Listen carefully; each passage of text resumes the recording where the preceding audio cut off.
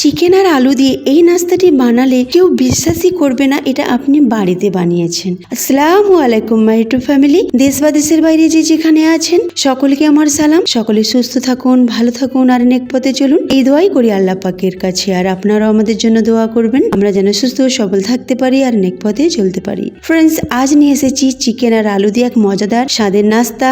যে খাবে সে কিন্তু তারিফ করতে বাধ্য হবে। তো আপনাদের কাছে রিকোয়েস্ট রইল, ভিডিওটি প্রথম থেকে শেষ পর্যন্ত দেখবেন, স্কিপ করবেন না। আর তার সাথে লাইক, শেয়ার, কমেন্ট অবশ্যই করবেন। তার সাথে সাবস্ক্রাইব করে পাশে থাকবেন। বিসমিল্লাহির রহমানির রহিম। এখানে একটা বোল নিয়েছি, বলেতে 2.5 কাপ ময়দা নিলাম। ময়দাতে স্বাদ মতো লবণ দিয়ে ভালো করে মিশিয়ে নিলাম। এবার দেব 2 চামচ তেল।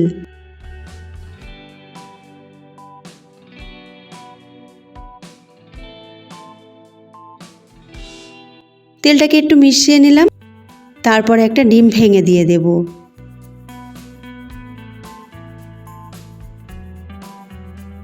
এবার হাতের সাহায্যে সবগুলো উপকরণ ভালো করে মিশিয়ে নেব।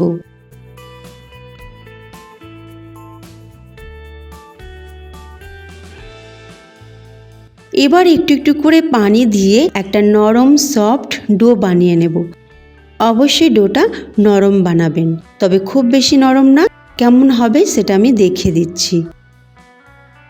তো এইভাবে একটু একটু করে পানি দিয়ে ডোটা বানাবেন, একসঙ্গে বেশি পানি কিন্তু দেবেন না।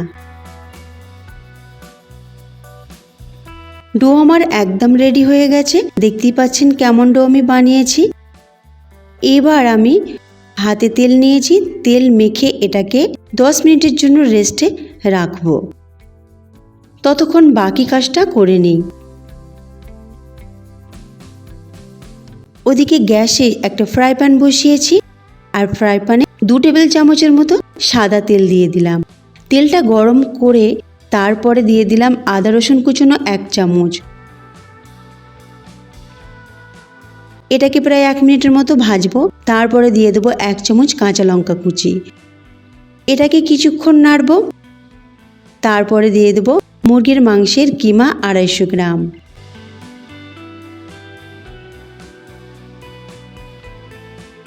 এই মুরগির মাংসের কিমাটাকে ততক্ষণ পর্যন্ত ভাজবো যতক্ষণ না এর কালারটা চেঞ্জ হচ্ছে আর এর একটা স্মেল থাকে সেটা যাচ্ছে। আর কিমাটাকে এইভাবে স্প্যাচুলার মাধ্যমে টুকরো টুকরো করে নেব, কারণ এটা আমি মিক্সিতে পিষেছি, তো এটা একেবারে জমাট বেঁধে গেছে। তো এটাকে ভাজতে ভাজতে এইভাবে ঝুরো ঝুরো করে নিতে হবে। আমার একেবারে ঝুরো ঝুরো হয়ে গেছে। এবার একটা পেঁয়াজ নিয়েছি মাঝারি সাইজে, সেটাকে কুচি করেছি, সেটা দিয়ে দিলাম। দিয়ে একটুখানি নাড়াচাড়া করে একটা মিডিয়াম সাইজের আলুকে ফাইনলি গ্রেট করেছি, সেটাকে ভালো করে ধুয়ে তারপরে দিয়ে দিলাম। এবার এটাকে কিছুক্ষণ নাড়াচাড়া করব, প্রায় 1 থেকে 1.5 মিনিট নাড়াচাড়া করব। তারপরে কিছু মশলা দিয়ে দেবো। মশলার মধ্যে হলুদ গুঁড়ো 1/2 চামচ, লঙ্কা গুঁড়ো 1/2 চামচ, কালো মরিচের গুঁড়ো 1/4 চামচ, জিরে গুঁড়ো 1/4 চামচ, স্বাদ মতো লবণ। এবার সবগুলো মশলা দিয়ে এইভাবে নাড়াচাড়া করে খুব ভালোভাবে মিশিয়ে নেব। যখন খুব ভালোভাবে মিশে যাবে তখন ঢাকনা চাপা দিয়ে এটাকে কম আঁচে 5 মিনিট বসিয়ে রাখবো। 5 মিনিট পর ঢাকনাটা আমি খুলে নিচ্ছি। এবার একটু নাড়াচাড়া করে নিলাম। এবার আমি এগুলো এক সাইডে করে নেব আর একটা ডিম ভেঙে দিয়ে দেব। ডিমটা আপনারা চাইলে স্কিপ করতে পারেন, শুধু চিকেন দিয়েও বানাতে পারেন। আর আপনারা চাইলে এখানে সবজিও অ্যাড করতে পারেন। সবজির মধ্যে এখানে মটরশুঁটিটা দিলে কিন্তু খুব ভালো লাগবে। আর ধনেপাতাটা অবশ্যই দেবেন। আজকে আমার কাছে ধনেপাতা ছিল না, তাই আমি ধনেপাতা দিচ্ছি না, তবে আমার কাছে থাকলে অবশ্যই দিতাম। ধনেপাতার ফ্লেভারটা কিন্তু দারুণ আসে।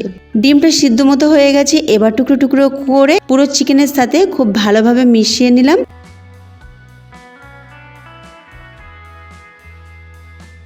দেখুন খুব ভালোভাবে মিশে গেছে। এবার নাড়াচাড়া করে এটাকে আমি নামিয়ে নেব। তো এই সময় আপনারা চাইলে গরম মশলাও দিতে পারেন আর ধনেপাতাও দিতে পারেন, তাতে এর ফ্লেভারটা খুব ভালো আসে। গ্যাসের ফ্লেমটা বন্ধ করে ঢাকনা চাপা দিয়ে রেখে দিলাম। এদিকে আমি ডোটাকে চেক করে নেব। দেখুন ডোটা কতটা নরম হয়েছে, দেখি বুঝতে পারছেন ডোটা কতটা নরম হয়েছে। এবার এই ডো থেকে আমি একটা লেচি কেটে নেব। লেচিটা আমার মুঠোর মধ্যে হবে সেই রকম লেচি আমি কেটে নিচ্ছি।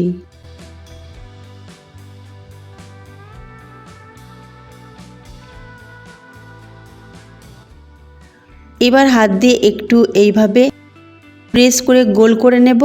তারপরে এটাকে আঙুল দিয়ে চেপে চেপে বড় করব। একটু তেল মেখে নেব, তেল না মাখলে অসুবিধা হবে। তো তেলটাকে একটু ভালো করে মাখিয়ে দিয়ে এইভাবে আঙুল দিয়ে প্রেস করে বড় করে নিতে হবে। যতটা বড় করা যায় ততটা বড় করে নেবেন।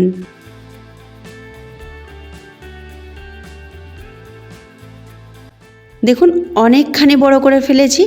এবার আমি পুর দেব। পুরটা অবশ্যই ঠান্ডা হওয়া দরকার আছে। তো পুরটা দিয়ে দিলাম। যতটা লাগবে ততটা দেবেন। আর এইভাবে হাত দিয়ে লম্বা করে নেবেন আর এইভাবে ফোল্ড করে নিচ্ছি। বেলে নেওয়ার ঝামেলা ছাড়াই খুব সহজভাবে আমি নাস্তাটি বানাচ্ছি। আপনারা চাইলে একবার ট্রাই করতে পারেন।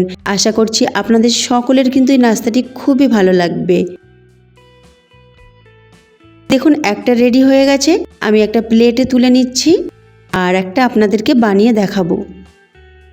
ভালো করে তেল মেখে নিলাম। তারপরে এইভাবে আঙুলের সাহায্যে বড় করে নেব। দেখতেই পাচ্ছেন কতটা বড় করে নিয়েছি। তারপরে পুর দিয়ে খুব ভালোভাবে ফোল্ড করে নেব। এই নাস্তাটি খেতে কিন্তু খুবই ভালো লাগে। এটা আপনারা বাচ্চাদের টিফিনে বানাতে পারেন বা হাজব্যান্ডের অফিসের লাঞ্চ বক্সেও দিয়ে দিতে পারেন। খেতে কিন্তু খুব দারুণ লাগে। আর সাথে দেবেন টমেটো সস। টমেটো সসের সাথে খেতে ভালো লাগে, তার সাথে স্যালাড দিলে আরও ভালো হয়। তো আমার রেডি হয়ে গেছে। এবার আমি চলে যাচ্ছি গ্যাসের কাছে। আগে থেকে তেল গরম করতে দিয়ে দিয়েছিলাম। তেলটা খুব ভালোভাবে গরম করে নিয়েছি। তারপরে গ্যাসের ফ্লেমটা একদম আস্তে করে দিয়েছি আর আস্তে করে এইভাবে ভাজতে হবে।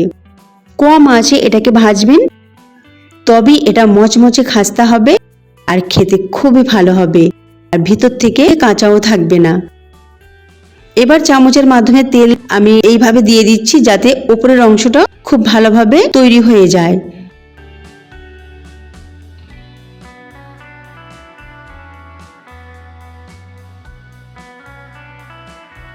এবার এটাকে আস্তে আস্তে করে সব উল্টে দেব। ফ্রেন্ডস, এই রেসিপিটা খেতে কিন্তু দারুণ লেগেছে। আপনারা চাইলে অবশ্যই ট্রাই করতে পারেন। আর এই রকম নাস্তার রেসিপি যদি আপনারা আরও পেতে চান তো উপরে আই বাটনে দেখে নিতে পারেন। সেখানে 5টা রেসিপি দেওয়া থাকবে, ক্লিক করে দেখতে পারেন। আর এন্ড স্ক্রিনেও 2টো রেসিপি দিয়ে রাখবো, সেখানেও ক্লিক করে দেখে নিতে পারেন। কতটা খাস্তা মচমচে হয়েছে আওয়াজ শুনেই আপনারা বুঝতে পারলে, তাহলে খেতে কতটা দারুণ হয়েছে সেটা অবশ্যই আপনারা বুঝতে পারবেন এটা বানালে। তো ফ্রেন্ডস, আজকে এর মধ্যে রইলো। আমি আবার ফিরে আসছি নতুন এক রেসিপি নিয়ে। আল্লাহ হাফিজ।